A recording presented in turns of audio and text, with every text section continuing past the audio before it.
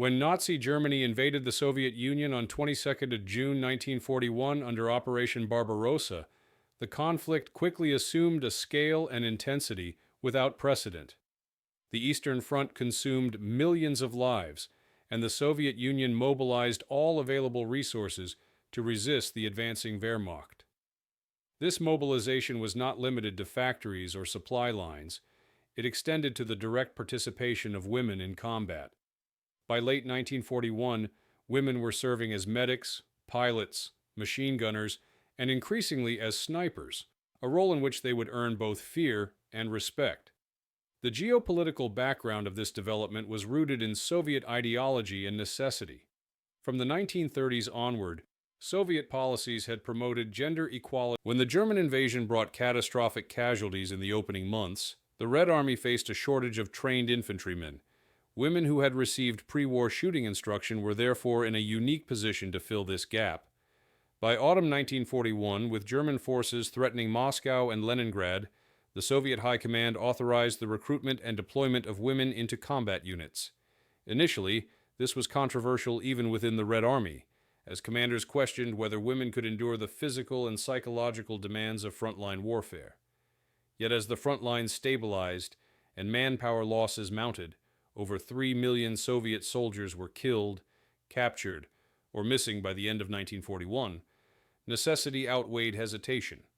Women volunteers were accepted into sniper schools established in Moscow, Orenburg, and other cities. The decision was also influenced by the nature of warfare on the Eastern Front.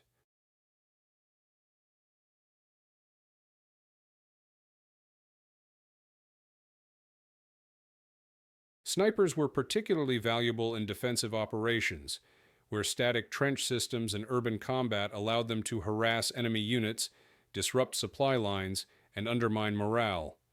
The Red Army recognized that women, often praised for patience and precision, could excel in this specialized role.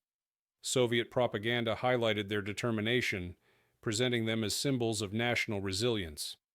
By early 1942, entire sniper units composed of women were being deployed to the front. The German side initially underestimated the impact of Soviet women in combat. Wehrmacht intelligence reports from 1941 described female fighters as auxiliary or partisan elements rather than frontline soldiers. This perception quickly changed as casualties mounted. German soldiers began to note the presence of skilled female sharpshooters, particularly around besieged Leningrad and in the forests of the Northern Front.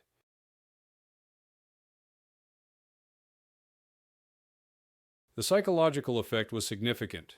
Accounts from German veterans describe heightened anxiety in exposed positions, as the threat of an unseen sniper, sometimes a woman, was a daily reality. Public sentiment within the Soviet Union largely supported this mobilization. Families sent daughters to the front with the same patriotic zeal as sons. Newspapers reported on women sharpshooters with both factual detail and propagandistic flourish, emphasizing their kills and their dedication. Yet this was not mere rhetoric. By 1945, approximately 2,000 Soviet women had served as snipers. Their confirmed kills were not symbolic figures but measurable contributions to the war effort. Some, like Lyudmila Pavlichenko, who had 309 confirmed kills, became internationally known after tours abroad. Others remained anonymous, their contributions recorded only in unit reports and casualty lists. In summary, the preconditions for the deployment of Soviet women snipers were rooted in ideology, pre-war training programs, and the catastrophic manpower losses of 1941. Geopolitical urgency, combined with a military doctrine that valued snipers for defensive and attritional purposes, made their participation both necessary and effective. By the beginning of 1942, the foundations were firmly laid for what would become one of the most distinctive and consequential aspects of Soviet military history on the Eastern Front. The opening phase of women's deployment as snipers began in the winter of 1941-42, when the Soviet Union formalized training programs to channel volunteers into specialized units. The creation of the Central Women's Sniper Training School near Moscow marked a turning point. established in 1942 under the jurisdiction of the Red. Courses lasted between 3 and 6 months, during which recruits fired hundreds of practice rounds under varying conditions, learned to construct concealment positions in snow and forest, and studied German tactical doctrine to anticipate enemy movement. The first graduates were dispatched to sectors where static warfare offered opportunities for sniper operations. Around Leningrad, under siege since September 1941, female sharpshooters were integrated into infantry divisions tasked with holding the defensive ring. Their role was twofold: to eliminate exposed enemy personnel, especially officers and machine gunners, and to exert psychological pressure on the besieging forces. At Stalingrad in 1942-43, women snipers became a visible presence in the ruins of the city, taking advantage of rubble and buildings to strike at German troops moving through the streets. Reports from the 62nd Army recorded female snipers achieving dozens of confirmed kills in a matter of weeks.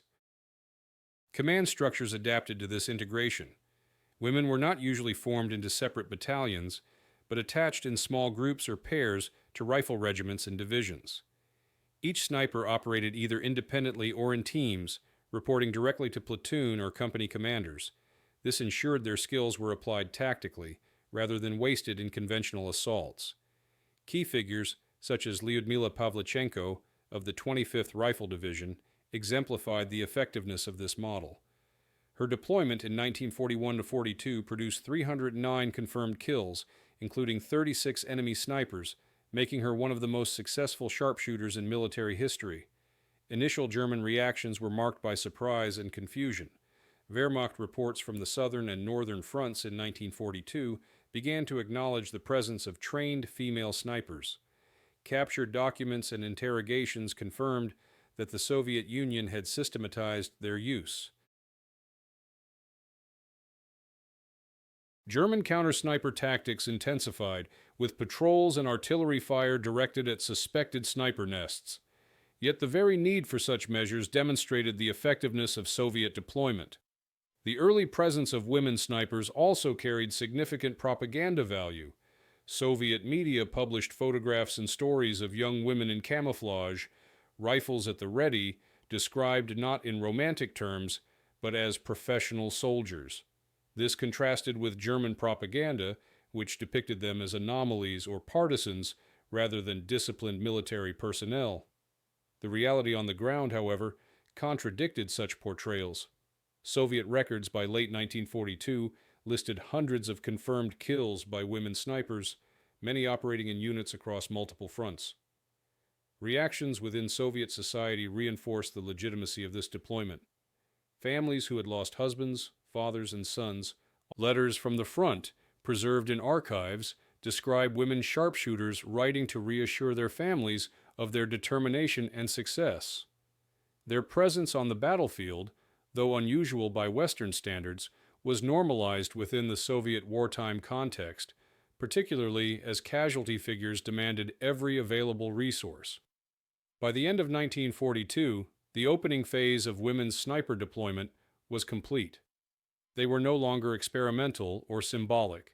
They had become a recognized component of the Red Army's tactical structure. From Leningrad to Stalingrad, Soviet women snipers had established themselves as lethal specialists, demonstrating not only endurance and skill, but also the capacity to adapt to the brutal demands of the Eastern Front. Their role would only expand as the war entered its middle years, when the need for precision and psychological warfare against the Wehrmacht intensified. The strategic goals and planning behind the Soviet deployment of women snipers in the middle years of the war reflected both immediate battlefield necessities and broader considerations of morale, propaganda, and manpower. By 1942, the Red Army had endured catastrophic losses. Over 6 million personnel killed, captured, or missing since the start of Operation Barbarossa. This compelled the Soviet High Command to explore every avenue of replenishment, not only through mass conscription, but also through the mobilization of specialized units where skill could offset numerical disadvantages. Snipers were one of those avenues, and women, already trained in shooting through pre-war programs, became integral to the plan. At the highest level, Soviet strategic thinking placed snipers within a doctrine of attrition.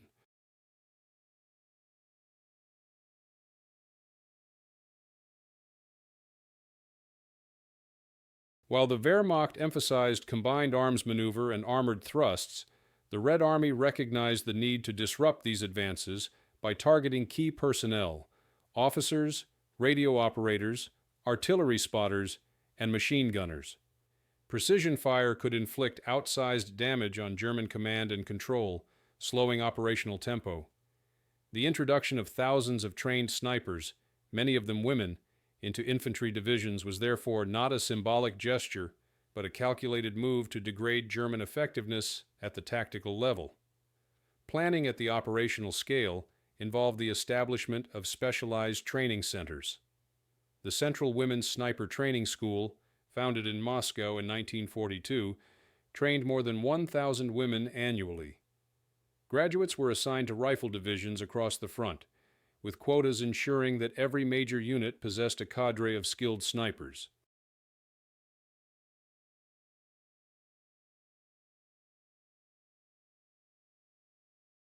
These deployments were coordinated through the General Staff's Personnel Directorate, which tracked not only numbers but also the effectiveness of sniper detachments. Reports collected monthly included confirmed kills, losses, and operational lessons, which were then circulated to improve doctrine. The logistical foundation of this planning was also significant. Snipers required precision rifles, typically the Mosin-Nagant M9130 fitted with a PU optical sight. Production was prioritized for these weapons even during shortages to ensure that sniper units had reliable equipment. Camouflage uniforms, ghillie-type coverings, and additional rations for extended missions were also allocated. This demonstrated the seriousness with which the Soviet leadership regarded sniper operations. Resources were dedicated specifically to sustain them, despite the overall strain on the Soviet war economy.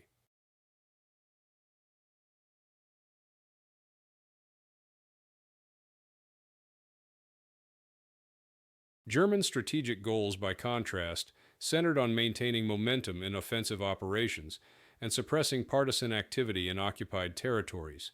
Snipers, whether male or female, posed a threat to both objectives. Wehrmacht field manuals from 1942-43 began to address counter-sniper measures, including patrols tasked with flushing out sharpshooters, the use of artillery barrages on suspected positions, and the deployment of their own trained marksmen.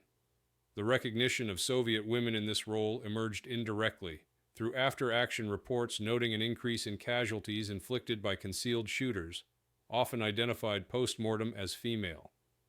German officers acknowledged the effectiveness of Soviet sniper integration, even if they downplayed its significance in official propaganda. The psychological dimension was carefully planned by Soviet authorities. Women snipers served not only as combatants but also as symbols.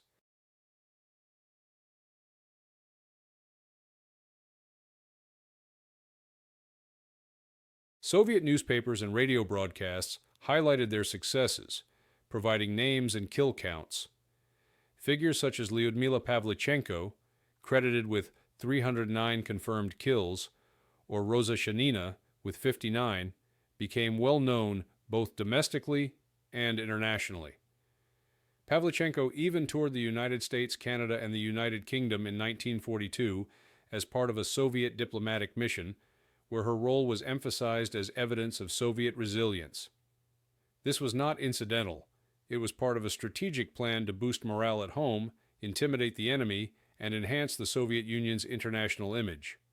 On the battlefield, Soviet planning incorporated women snipers into defensive and offensive doctrines. In defense, they were placed at likely German approach routes, concealed in tree lines or ruins, in order to target command personnel to disorganize assaults.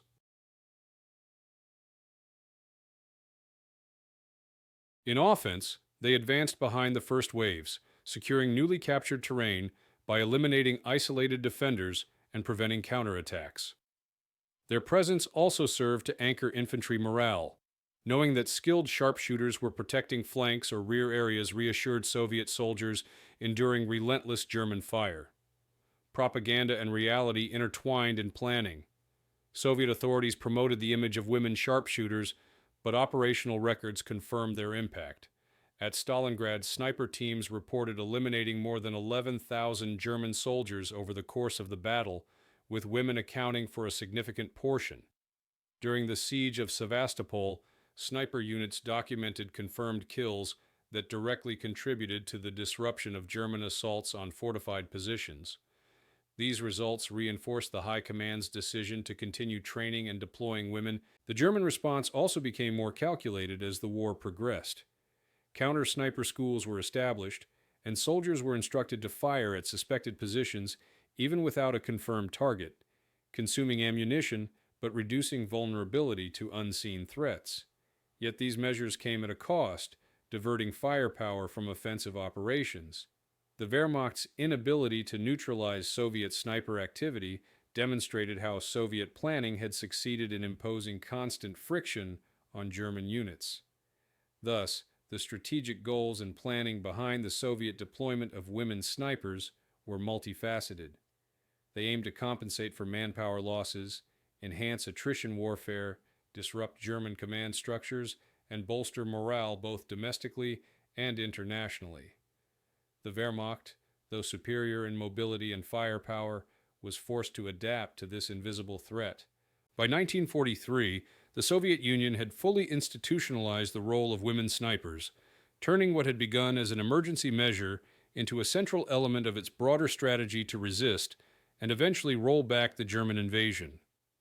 The first major engagements that tested Soviet women snipers came during the decisive battles of 1942 and 1943, when the Red Army transitioned from desperate defense to determined counteroffensive.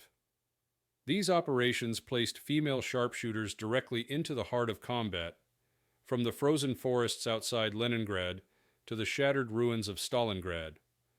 Their contributions were not isolated anecdotes, but recorded elements of larger campaigns, reflected in divisional reports and German after-action accounts that documented the growing impact of sniper warfare.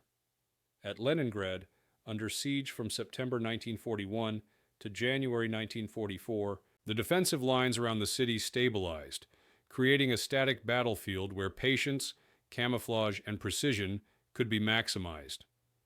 Soviet reports indicate that women snipers in the 1077th Rifle Regiment averaged 25 to 30 confirmed kills during their first months in combat, often working in pairs to spot and eliminate targets. The Germans, operating in forested terrain north and south of the city, became increasingly wary of exposed positions. A Wehrmacht intelligence bulletin from late 1942 referred to frequent losses to concealed sharpshooters, often women. These accounts demonstrate that female snipers were no longer perceived as symbolic, but as concrete tactical threats. The Battle of Stalingrad provided a very different kind of engagement. The city's ruined buildings, factories, and rubble created ideal sniper terrain.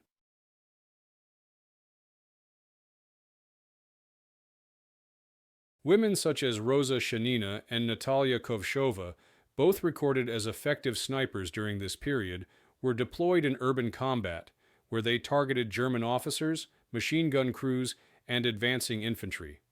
Soviet records detail cases where sniper teams held buildings for days, inflicting dozens of casualties before withdrawing. German soldiers advancing street by street encountered not only Soviet rifle fire, but also the hidden menace of sharpshooters, whose presence disrupted assaults and forced tactical caution. In some instances, German units responded with artillery barrages against single suspected sniper nests, expending significant resources to neutralize individuals. In rural sectors, such as the approaches to Smolensk and the forests of Karelia, women snipers continued to prove their value. Their ability to remain motionless for hours in concealed positions was particularly noted in divisional reports. Soviet commanders often emphasized that women excelled in patience and discipline, traits suited to sniper warfare. During the 1943 offensives, sniper detachments, sometimes numbering up to 50 women in a single rifle division, were credited with killing hundreds of German soldiers in preparatory phases before assaults. Their actions contributed not only to attrition, but also to the shaping of morale. Soviet infantry entering an attack often knew that enemy defenses had already been harassed by sniper fire. From the German perspective, the first engagements with Soviet women snipers forced tactical adaptations. Wehrmacht training bulletins from 1943 instructed troops to avoid unnecessary exposure to enemy sharpshooters, including women, whose fire has become increasingly accurate. Counter-sniper patrols were expanded, and binocular-equipped German medical records from the Eastern Front indicate a rise in head and chest wounds consistent with sniper fire, underlining the lethality of Soviet sharpshooters. The psychological impact was also evident. German prisoners captured at Kursk and elsewhere told interrogators of a constant fear of invisible shots, with some acknowledging that they had lost comrades to female snipers. This reinforced the perception of Soviet women as formidable participants in the war, further breaking with pre-war stereotypes. For the Wehrmacht, accustomed to facing conventional infantry and armor, the idea that women were systematically trained and deployed as lethal specialists was both unexpected and unsettling. On the Soviet side, propaganda seized upon the results of these first engagements. Newspapers published detailed accounts of snipers' kill tallies, sometimes naming individual women and their regiments.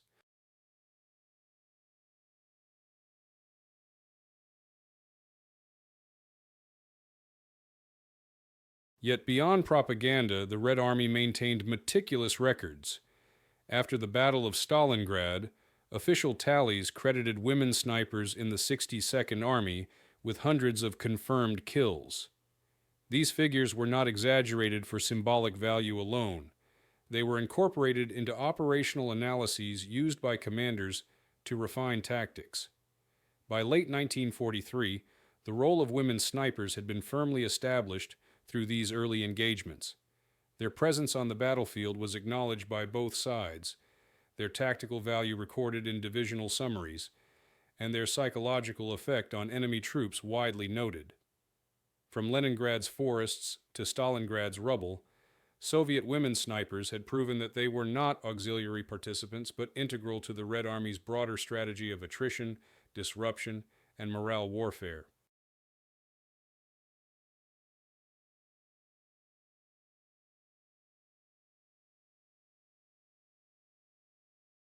These first battles marked the transition from experimental deployment to full integration, setting the stage for their participation in the climactic campaigns that followed. As the war expanded in 1943, the presence of Soviet women snipers grew more visible and their operations entered a phase of escalation. The Red Army, having stabilized the front after the disasters of 1941 and 1942, now moved into large-scale offensives such as Kursk, the liberation of Smolensk, and the gradual push westward. These campaigns required massive manpower, but they also placed renewed emphasis on specialized roles. Sniper units, including many composed of women, were tasked with suppressing German defensive strongpoints, countering enemy sharpshooters, and demoralizing frontline troops. The escalation of their involvement reflected both battlefield necessity and Soviet willingness to continue integrating women into combat at scale. At the Battle of Kursk in July 1943, the largest tank battle in history, sniper warfare may seem secondary to the clashes of armor and artillery, yet the Soviet command recognized that defensive lines required layers of disruption. Women snipers in rifle divisions assigned to the Central and Voronezh fronts operated along the flanks of German thrusts, targeting reconnaissance patrols, officers, and artillery spotters. Soviet records indicate that in the first week of the battle, sniper detachments accounted for thousands of German casualties across the front, though the exact share attributed to women is difficult to isolate. German after-action reports noted losses to concealed shooters in wooded sectors, confirming the continued threat posed by Soviet snipers even amid mechanized battles. As Soviet offensives moved west through Ukraine and Belarus, sniper detachments adapted to changing terrain and circumstances. In forested areas, Women continued to use camouflage and patience, lying in concealed positions for hours to ambush German patrols. In urban settings, such as the liberation of Smolensk in September 1943, they occupied high buildings and ruins, turning cities into deadly traps for retreating Wehrmacht units. Women like Rosa Shanina, who later gained notoriety for her operations in 1944-45, first demonstrated their abilities in this period, recording dozens of confirmed kills and being commended for counter-sniper duels. The escalation also carried a human cost. Soviet records show that of the estimated 2,000 women trained as snipers during the war, nearly 500 were killed in action. Losses increased as operations shifted from static defense to rapid offensives, where snipers were exposed to counterattacks and artillery fire. German countermeasures intensified, with experienced marksmen deployed specifically to casualty reports from 1943 reveal a growing proportion of Soviet sniper deaths attributed to duels with German snipers, highlighting the escalating contest. Civilians in contested areas were also affected by this escalation. In Belarus and Ukraine, where partisan activity was strong, Soviet women snipers sometimes operated alongside irregular forces. Their role extended beyond eliminating enemy soldiers. They served as instructors for local resistance, teaching villagers the fundamentals of marksmanship. German anti-partisan operations responded with brutal reprisals, and captured female snipers faced especially harsh treatment. Reports document cases of summary executions, reflecting both the Wehrmacht's disdain for women in combat and its recognition of the threat they posed. The political and propaganda dimensions intensified as well.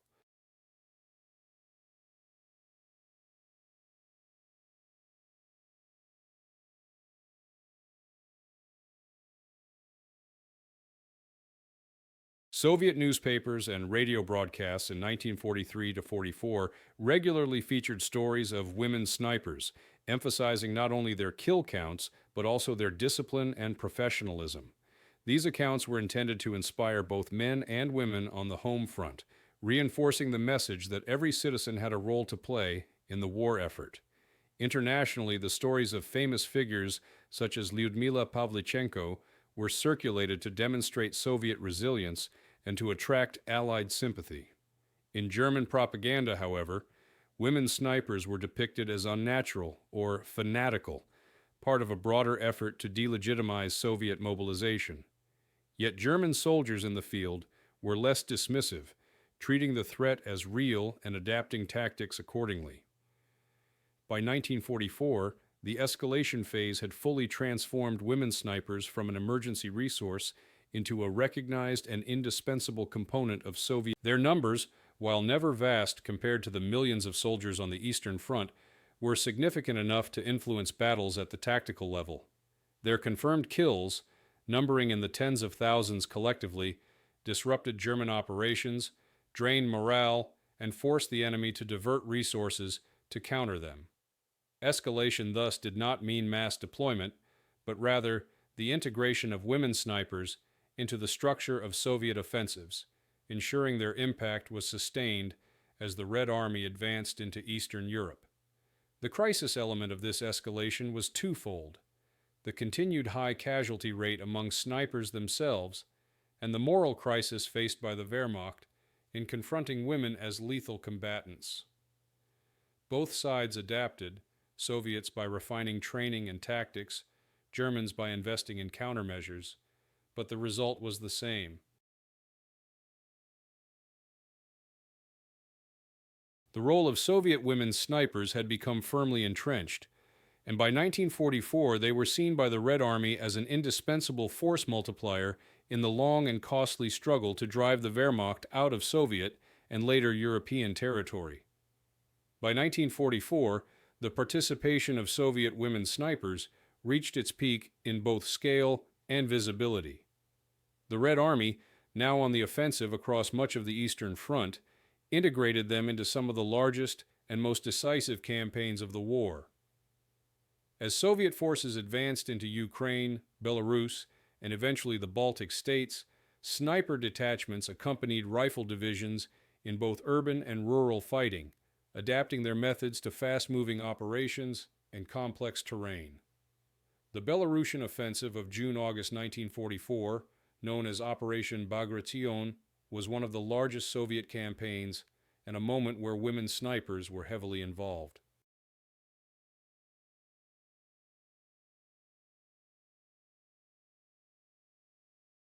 Units such as the 3rd Belarusian Front reported extensive use of snipers during the preparatory and breakthrough phases. Women concealed along river crossings eliminated German engineers and officers directing defenses, while in urban centers like Vitebsk and Minsk, they took positions in high buildings to disrupt German retreats. The Soviet High Command credited sniper detachments with inflicting thousands of casualties during the first weeks of the offensive, and although women were a minority of the total sniper corps, their participation was consistent and recorded in divisional after-action reports. Urban warfare in 1944 highlighted the specific strengths of female sharpshooters. In Vilnius and later in Riga, women were noted for their ability to remain concealed for days in damaged structures, covering advancing infantry by eliminating isolated German strongpoints.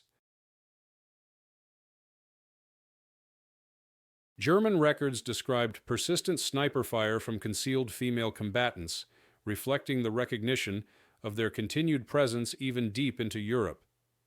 These engagements often pitted Soviet women directly against German counter-snipers, with duels lasting hours or days. Losses remained high, but those who survived gained reputations within their divisions as reliable specialists. The peak of their involvement was also visible in the way Soviet propaganda elevated their image during this phase. Newspapers frequently published detailed accounts of women snipers' confirmed kills, often including photographs of them with their rifles. Figures like Rosa Shanina, who recorded 59 confirmed kills before her death in 1945, became prominent examples. These stories were designed not only to inspire morale, but also to emphasize Soviet inclusivity in mobilization. At the same time, the psychological impact on German troops deepened.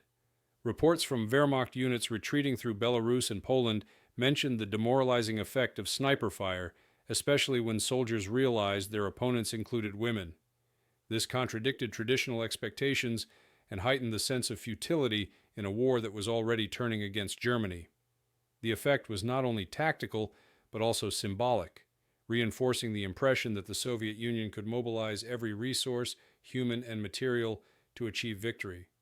Casualties among women snipers also peaked in this phase. Of the roughly 2,000 women who served in this role during the war, nearly a quarter did not survive, with many of those deaths occurring during the large-scale offensives of 1944. Their exposure in open terrain during rapid advances, combined with concentrated German counter-sniper tactics, meant losses were unavoidable.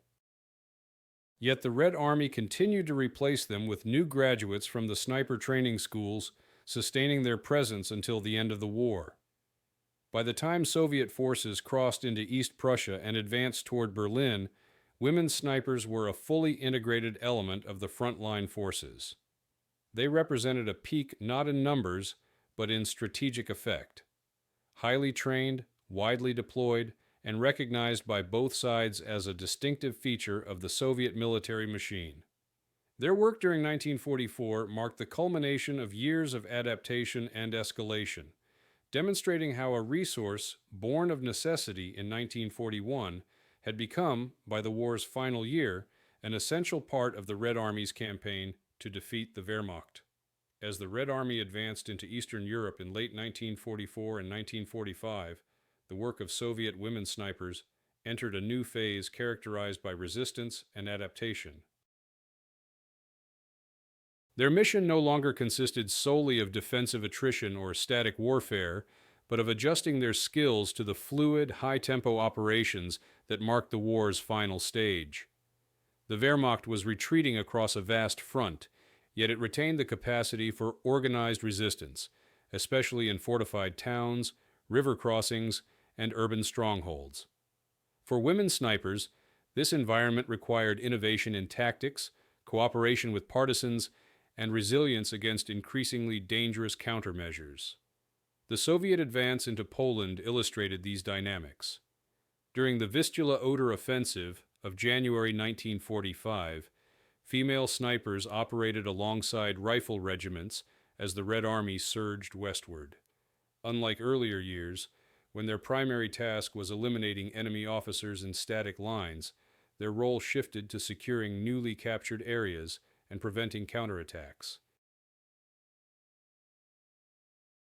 In Warsaw, which had already been devastated by the 1944 uprising and subsequent German destruction, women sharpshooters were tasked with suppressing remaining German pockets, particularly in industrial zones. Soviet reports documented sniper teams patrolling rooftops and ruins to deny German stragglers any chance of organizing resistance. Here, the adaptation was clear. Snipers operated less as solitary hunters and more as integrated members of urban assault groups. In East Prussia, the German defense stiffened, and adaptation became essential.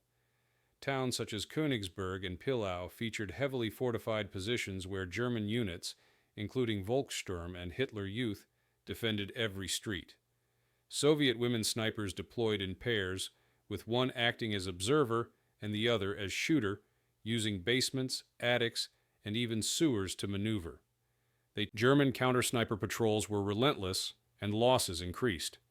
Still, Soviet records credit sniper teams, including women, with hundreds of kills during these sieges, reducing German capacity to hold out. Collaboration with partisans represented another form of resistance and adaptation. In the forests of Lithuania, Poland, and Czechoslovakia, local resistance fighters guided Soviet sniper detachments to ambush points, supplied intelligence on German troop movements, and sometimes joined in operations. Women sharpshooters often trained partisans in marksmanship, extending Soviet influence and strengthening local irregular warfare. In return, they relied on partisan networks for concealment and supplies in contested territory. This cooperation blurred the line between conventional and unconventional warfare, with female snipers acting as a bridge between the Red Army and resistance. The war's final months were exhausting. Many had served continuously since 1942, enduring extreme conditions and constant risk. Letters preserved in archives reveal the toll: fatigue, grief for fallen comrades, and physical strain from long hours in exposed positions. Yet they adapted by forming close-knit groups, often composed entirely of women who had trained together at the Central Women's Sniper Training School. These bonds reinforced morale and sustained operational effectiveness even under heavy fire. German forces, though retreating, adapted as well. Counter-sniper training was intensified, with experienced marksmen tasked specifically with hunting Soviet sharpshooters. In East Prussia and Pomerania, Wehrmacht and Waffen-SS units frequently set traps, using dummy targets to lure snipers into revealing their positions. Soviet reports the Germans also employed artillery and mortars against suspected sniper locations, demonstrating both the threat they posed and the resources devoted to countering them. Adaptation extended to equipment and logistics. Soviet snipers increasingly made use of captured German optics, rifles, and camouflage gear, which were often superior in quality. Women were trained to modify their positions quickly, constructing elaborate hideouts from rubble or snow and relocating frequently to avoid detection. Ammunition shortages during rapid offensives forced snipers to conserve fire, emphasizing accuracy over volume. Despite these challenges, they maintained high effectiveness. By the war's end, Soviet records credited women snipers collectively with tens of thousands of confirmed kills. Civilian experiences during this phase also reflected the theme of resistance.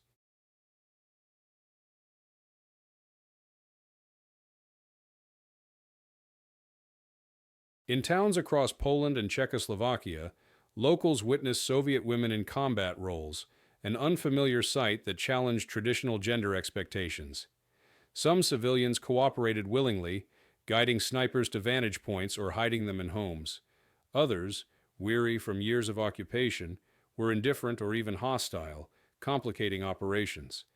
Nevertheless, the presence of women sharpshooters became part of the broader narrative of Soviet liberation, shaping local perceptions of both the Red Army and the role of women in warfare.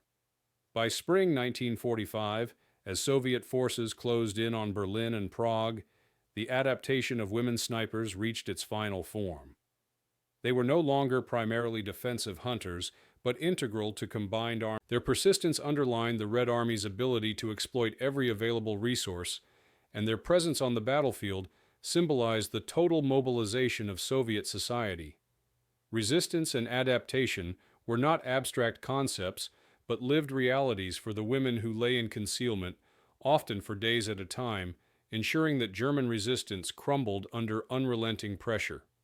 This phase of the war thus demonstrated the resilience of Soviet women snipers and the flexibility of their tactics in the face of evolving battlefields. Their ability to resist exhaustion, adapt to new conditions, and maintain operational effectiveness until the very end highlighted both their individual endurance and their collective importance within the Red Army's broader strategy of final victory over the Wehrmacht. The turning point for Soviet women snipers came during the final months of the war in 1945, when the Red Army pushed deep into Germany and Czechoslovakia. Their contribution, though never numerically large compared to the millions of soldiers deployed, had by then matured into a recognized and indispensable component of Soviet operations. What had begun in 1941 as an emergency measure to counter catastrophic manpower losses had by 1945 evolved into a refined system of training, deployment, and combat integration. The culmination of this trajectory was most visible during the Vistula-Oder offensive, the East Prussian campaign, and finally the Battle of Berlin, where the skills of Soviet women snipers played a distinct role in breaking the last German defenses. In the Vistula-Oder offensive of January 1945, Red Army forces advanced nearly 500 kilometers in a matter of weeks, liberating Warsaw and pushing toward the Oder River. For snipers, especially women attached to rifle divisions, this rapid advance meant adapting. Instead of holding static defensive lines, they now secured captured territory by eliminating German rear guards and covering Soviet infantry as they crossed rivers and moved through towns. Soviet reports noted that sniper detachments killed hundreds of German soldiers during the offensive, particularly engineers and officers attempting to organize rearguard actions. Women sharpshooters were credited with maintaining constant pressure, ensuring that German troops retreating westward could not regroup effectively. The East Prussian campaign presented a different challenge. Königsberg, one of the most heavily fortified cities in Germany, required prolonged siege operations. Here, snipers resumed their earlier methods of attrition. Women sharpshooters concealed themselves in ruined buildings, forests, and trench networks, engaging German officers, artillery spotters, and machine gun crews.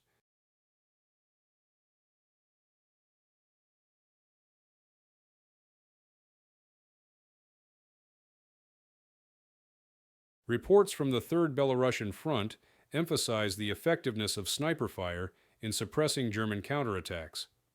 German accounts likewise acknowledged that sniper fire, including that attributed to women, made even short-distance movement perilous. The turning point in East Prussia was marked not just by Soviet breakthroughs, but by the cumulative erosion of German morale, to which sniper fire contributed daily. The greatest symbolic and operational turning point came in the Battle of Berlin in April-May 1945. Soviet forces converged on the German capital with over 2.5 million men, supported by thousands of tanks, guns, and aircraft. Within this massive force, women snipers occupied specialized roles. In the urban chaos of Berlin, they targeted German defenders from hidden positions in apartments. Soviet records describe female sharpshooters engaging in duels that lasted hours, sometimes days, until one side was neutralized. The presence of women in these decisive battles was not lost on either side. German soldiers, already demoralized by the overwhelming Soviet advance, noted the unnerving accuracy of sniper fire and the fact that women were among the shooters. This realization carried a symbolic weight. It underscored the total mobilization of Soviet society and the futility of continued resistance. For the Soviets, The turning point was psychological as well as tactical. The integration of women into such visible roles demonstrated that the state's gamble on female combatants had paid off, not only in propaganda, but in real battlefield effectiveness. From a broader perspective, the turning point of 1945 marked the end of the period when women snipers were primarily used to compensate for. By this stage, the Red Army had rebuilt its strength, and millions of male soldiers filled the ranks. Yet the women remained, not as replacements, but as recognized specialists. Their contribution had been institutionalized. Training schools continued to graduate snipers, and commanders assigned them deliberately to high-value roles. This transition from necessity to established practice was itself a decisive shift, ensuring that their legacy would not be dismissed as temporary or incidental. For civilians, the turning point meant liberation, but at a cost. In cities like Warsaw, Königsberg, and Berlin, residents observed Soviet women moving with rifles and camouflage nets, evidence that the war had transformed not only armies, but societies.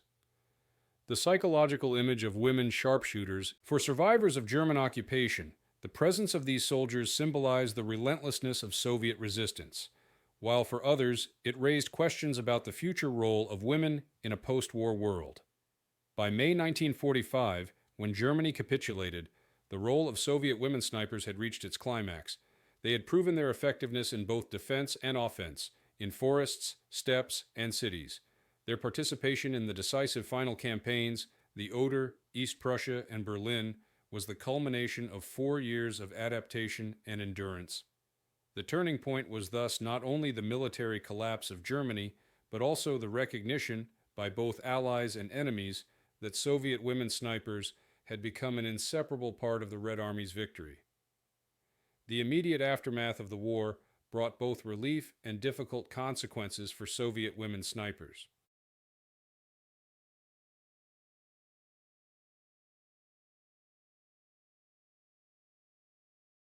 With the surrender of Germany on 8 May 1945, combat operations ended, and the surviving snipers, who had endured years of frontline service, faced demobilization, reassignment, or continued duty in occupied territories.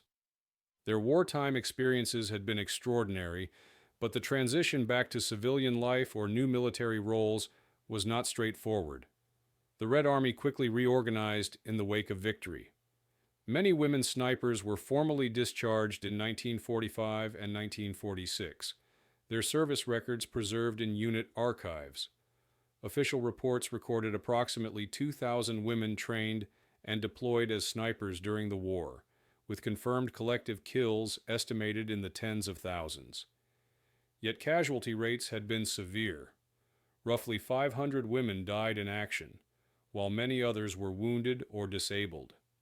Survivors returned home carrying not only decorations such as the Order of Glory or Medal for Courage, but also the physical and psychological. In some sectors, the immediate post-war period required continued vigilance.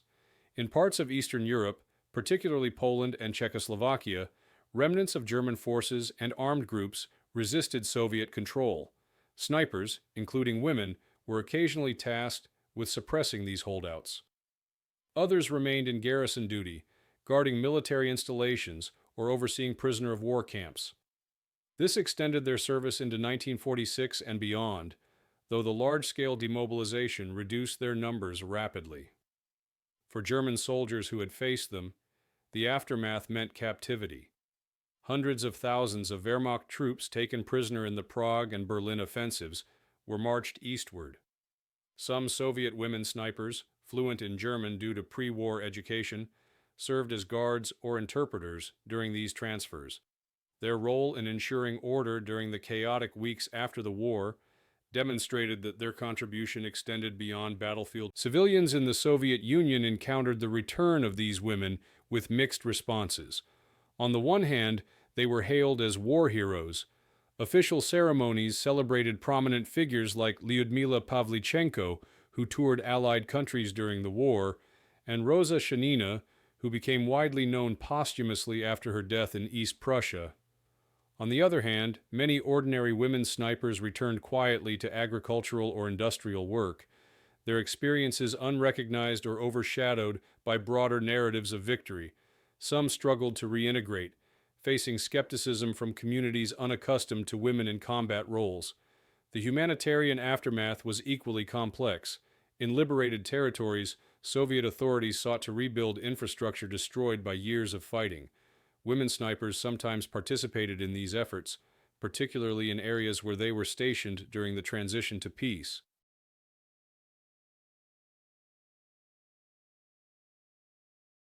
They assisted with clearing mines, rebuilding roads, or providing basic security for displaced civilians. Their wartime discipline and training made them adaptable in these chaotic conditions, though the trauma of combat often lingered. The immediate consequences of the war thus left a layered legacy. For the Soviet Union, women snipers had contributed materially to the victory, killing enemy soldiers, disrupting German command structures, and boosting morale. For the individuals themselves, the aftermath was marked by the challenge of reintegration, the loss of comrades, and the uncertainty of how their unique role would be remembered. In Germany, their legacy was one of fear and respect, noted in veterans' memoirs that recalled the invisible menace of sniper fire. In the Soviet Union, it was one of pride, though often confined to official propaganda rather than personal acknowledgement. In the months following victory, as Europe rebuilt from devastation, the story of Soviet women snipers began to recede from public view. Their presence in the immediate aftermath remained vital in certain contexts, but the larger focus shifted to reconstruction, diplomacy, and the emerging divisions of the Cold War. Yet for those who had fought and survived, the end of combat operations did not mean the end of struggle. It marked the beginning of a new chapter, defined by memory, adaptation, and the attempt to reconcile extraordinary wartime service with the demands of peacetime life. The legacy of Soviet women snipers extended far. Collectively, they were credited with tens of thousands of confirmed kills, making their contribution measurable in both tactical and strategic terms. Yet the way their story was remembered varied across time and geography.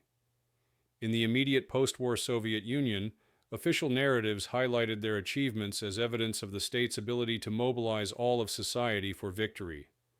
Figures such as Lyudmila Pavlichenko, credited with 309 confirmed kills, were elevated to national icons. Pavlichenko's international tour in 1942, where she spoke in the United States and the United Kingdom, became part of this legacy, illustrating the propaganda value of women in combat. Other names, like Rosa Shanina, gained recognition posthumously, symbolizing sacrifice and heroism. Monuments were erected in certain towns, and their stories appeared in newspapers and commemorative books. As the country moved into Reconstruction and later into the Cold War, official narratives shifted emphasis toward industrial production, partisan activity, and the Red Army as a collective institution.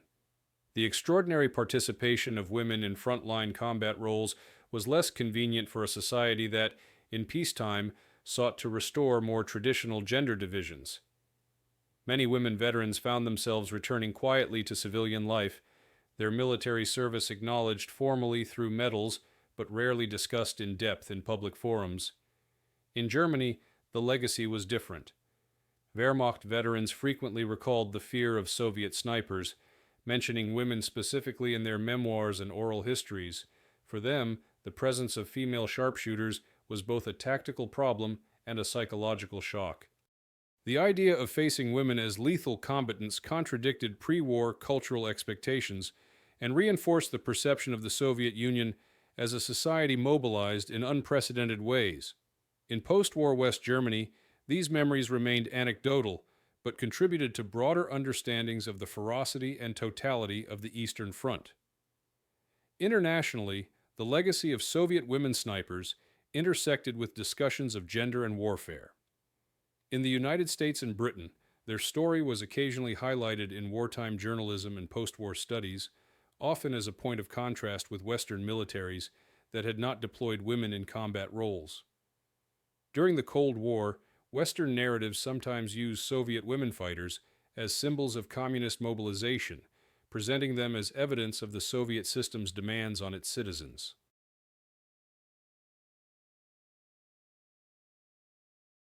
Later, in the late 20th century, feminist scholarship reassessed their role as groundbreaking, analyzing how their participation challenged gender norms. Within Russia and other former Soviet republics, memory of the women snipers has been revitalized since the 1990s. With the opening of archives and renewed public interest in the Second World War, historians and documentarians have re-examined their contributions. Memorials, exhibitions, and biographies have brought greater visibility to individual figures and to the collective phenomenon of women in combat. Their stories are now part of broader commemorative culture, which honors not only frontline soldiers, but also the total mobilization of Soviet society during the war. Culturally, the figure of the Soviet woman sniper remains a powerful symbol. She embodies both resilience and sacrifice, serving as a reminder of the extraordinary demands placed on ordinary citizens during a total war. In Russian memory politics, she is used to illustrate the unity of men and women in the defense of the motherland. In global discussions of military history, she stands as an example of how ideology, necessity, and opportunity combine to create unprecedented roles for women in warfare. The historical significance of Soviet women snipers is therefore multifaceted. They influenced the outcome of tactical engagements, contributed measurably to attrition against the Wehrmacht, and served as instruments of morale and propaganda. Their long-term legacy lies not only in numbers or battlefield achievements, but also in the way they reshaped perceptions of women's capabilities in combat. For historians and the public alike, their story offers insight into the scale of Soviet mobilization, the nature of total war, and the enduring intersection of gender and military history.